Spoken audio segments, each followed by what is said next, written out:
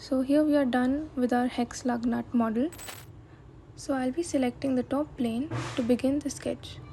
I'll use the hexagon tool, place the center at the origin and drag outward to create the shape.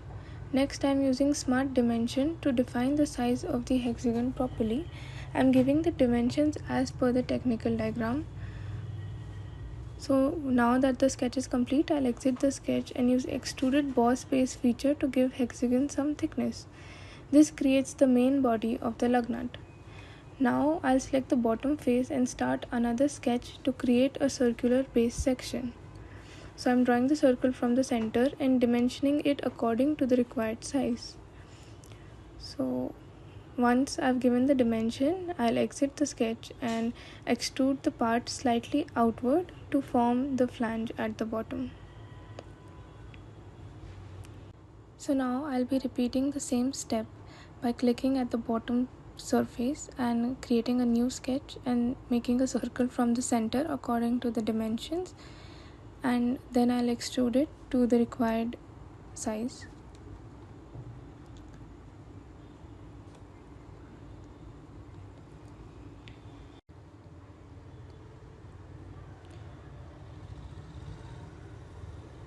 So here we are done with the extrusion part, and now I need to create a threaded hole in the center. So I'll select the top face, start a new sketch and draw a circle at the center.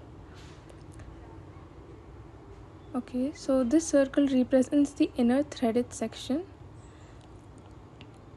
After giving the dimensions, I will be using extruded cut and cut this completely through the body.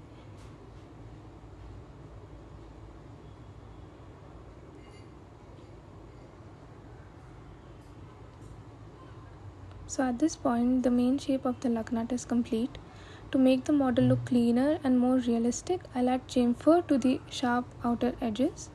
So now I'm giving it a chamfer of 3 mm at 45 degrees. After doing the chamfer, I'll click on fillet and give fillet to the edges.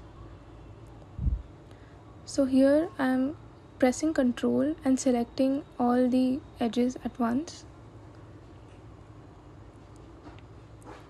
I'll be giving it a fillet of 1 mm as mentioned in the technical diagram. So here we are done with our Hex Lug Nut model.